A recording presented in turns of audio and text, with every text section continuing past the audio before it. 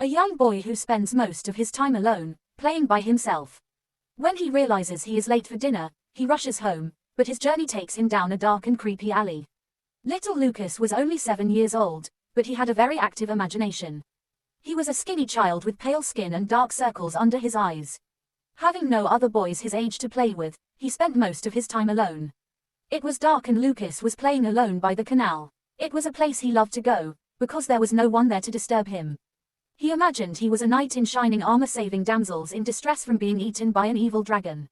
The stick in his hand was a huge sword and he cut the dragon in two before it could sink its teeth into the screaming girl. Coming back to reality, Lucas realized that he had lingered too long by the canal and he was late for dinner. He cringed as he imagined his mother scolding him. Picking up his pace, he hurried towards home. Like many children his age, Lucas never wanted to admit he was scared of anything. However, in the darkness, the road home looked strange and unfamiliar.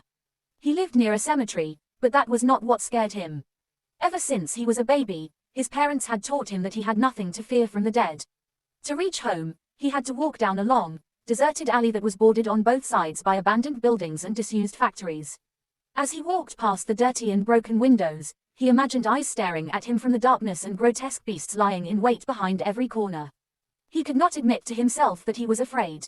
His father always said that fear was for cowards, and Lucas didn't want to see himself as a coward. After all, he was a knight, a brave warrior, and he shouldn't be afraid of anything. That night, the alley was much more quiet than usual, and Lucas had to tell himself to be brave. He could hear his footsteps echoing distinctly all the way, and every so often he thought he saw strange movements in the windows of the dilapidated buildings. "Come on, Lucas," he mumbled. "You have nothing to fear." Just then, he heard a loud noise up ahead and a trash can tumbled over. It startled him and he stopped suddenly in his tracks, shaking like a leaf. Then, he saw a big rat skitter across the alley and disappear into one of the abandoned buildings. Lucas breathed a sigh of relief and kept on walking. Minutes later, he heard the sound of footsteps echoing behind him. The blood froze in his veins. He turned around just in time to see the dark shadowy figure approaching in the distance. All he could make out was the silhouette of a tall man in the moonlight. Lucas was overcome by a feeling of impending doom and panic gripped his heart. He wanted to run, but for a moment, the muscles in his refused to comply. He was rooted to the spot. Glancing behind him again, he realized that the shadowy man was getting closer and closer. His heart beating fast, Lucas took off running like a madman.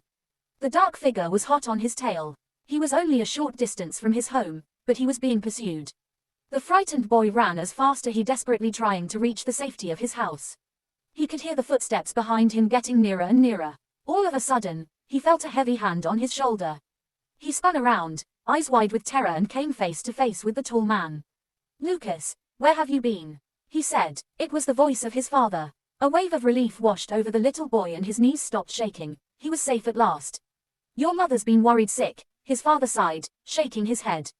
"I forgot what time it was," mumbled Lucas. His father took him by the hand and led him home. When they walked into the kitchen, his mother got up from the table. She had a frown on her face. "What time do you call this?" she scolded. "You're late for dinner, young man." "Sorry, Mom," Lucas replied, hanging his head. "It won't happen again." "Well, what are you waiting for?" she said. "Set the table while your father gets dinner ready." Lucas ran over to the kitchen drawer, took out the knives and forks and placed them on the table. His father went down into the basement, and when he returned, he was carrying a young girl. Her hands were tied behind her back and there was a gag over her mouth. Her eyes were wide with terror. His father carried the girl over to the kitchen table and placed her in the center, on a silver platter. "Dinner is served," he announced. Together, the family of ghouls devoured the young girl, tearing into her flesh, munching on her organs and gobbling her intestines until there was nothing left but a pile of bloody bones.